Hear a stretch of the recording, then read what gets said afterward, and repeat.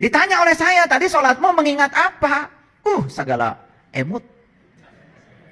Bahkan apa yang tidak diingat ketika tidak sedang sholat, ketika sholat, itu mendadak ingat. Maka kita menjadi gede rasa. Karena rarasaan. Rarasaan teges sholat, asa menang pahala, jaga di akhirat. Asa surga, teges di asupan kurang. Itu rasa apa rarasaan? Rarasaan. Kalau sholatnya sudah sampai pada rasa, sudah tidak lagi memikirkan pahala, sudah tidak memikirkan surga, sudah tidak memikirkan neraka. Yang dia lakukan setelah sholat, kesadaran apa yang terjadi pada diri saya. Setelah sholat, sifat ulas asih yang mana yang tumbuh pada diri saya. Setelah sholat, apakah saya dirindukan kehadirannya atau tidak oleh tetangga saya. Itu yang harusnya dipertanyakan kepada diri kita. Itu bedanya rasa dan rarasaan. Bedanya rasa dan perasaan. Coba kita sekarang tanya, ya ayyuhallazina amanu, hai orang-orang yang beriman, pernah nggak kita diam sejenak? Saya dihaikan enggak? Pernah gitu? Enggak. Kalau sudah pakai peci kayak gini, udah pakai baju kayak gini, rasanya saya yang dihaikan. Betul nggak? Betul apa tidak? Itu yang namanya GR. Yang paling berbahaya, GR itu urusan spiritual. Itu yang disebut dengan GR spiritual. Padahal itu rarasaan, bukan rasa. Kalau kita jujur, tanya, iman itu apa?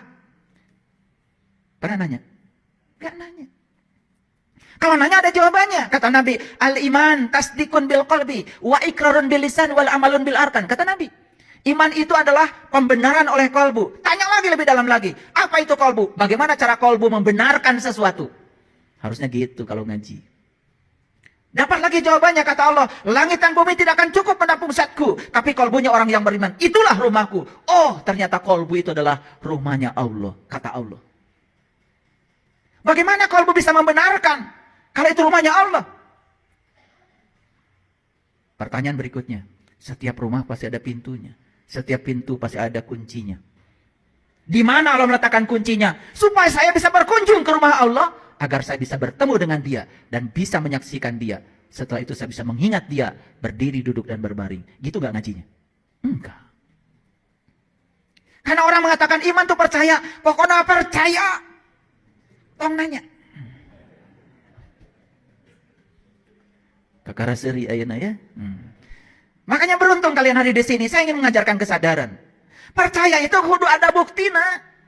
Percaya itu harus ada bukti. Kalau tidak ada bukti, layak untuk tidak dipercaya. Dan agama itu bukan paksaan. La ikraha fid-din. Karena tidak ada paksaan dalam agama, setiap apapun yang kita yakini, yang kita percayai, harus ada buktinya. Percaya Allah teh dekat jeung urang, bahkan lebih dekat daripada urat nadi. Diri kita sudah membuktikan? Sudah membuktikan? Kumaha rek percaya? Tidak tertarik untuk membuktikan itu. Jadi kalau kolbu itu sudah bisa membenarkan, maka lisan kita jadi benar. Lisan kita jadi benar. Akhlak dan perbuatan kita akan mengikuti lisan kita. Itu yang disebut dengan jujur. Selaras antara batinnya, kata-kata, dan tindakan. Kan kita biasa tidak selaras, di dalamnya seperti apa, keluar kata-katanya seperti apa, yang dilakukan seperti apa, bahkan melanggar janji, itu pun dianggap biasa. Padahal di Quran jelas-jelas dikatakan, ya ayyuhallazina amanu aufu bil uqud. Ciri orang beriman itu tidak pernah melanggar janji.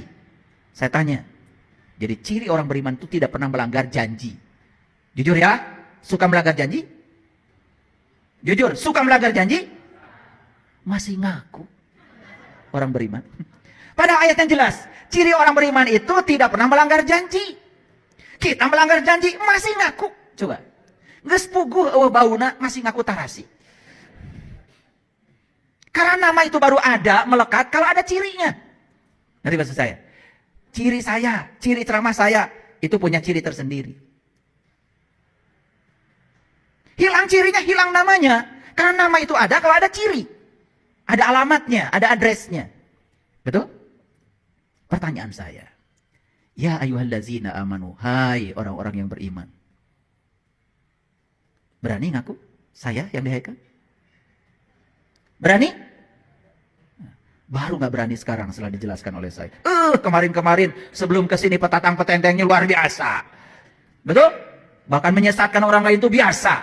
Begitu orang lain beda dengan kita, sesat, murtad, kufur. Keheula.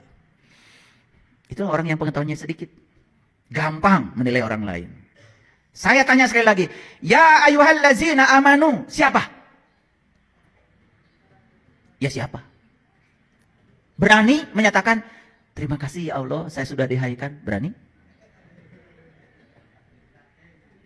Hai para mahasiswa saya. Ada mahasiswa saya nggak di sini? Tiba-tiba ngacung semua. Loh, kapan daftarnya?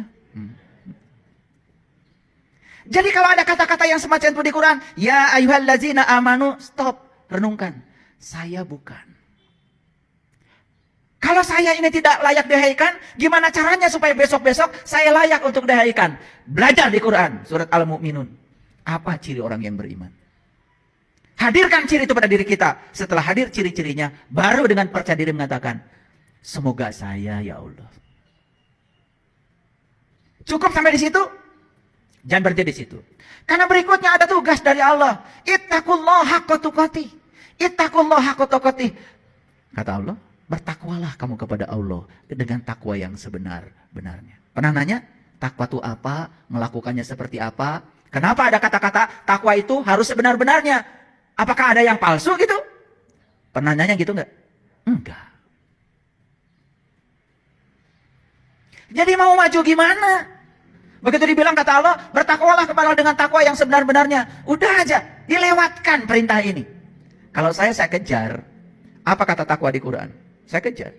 Makanya ketemu jawabannya di Quran surat Al-Baqarah ayat 63. Wa id akhadna mitsaqakum wa rafa'na fawqakumut tur khudhu ma atainakum biquwwatin wazkuru ma fihi la'allakum tattaqun.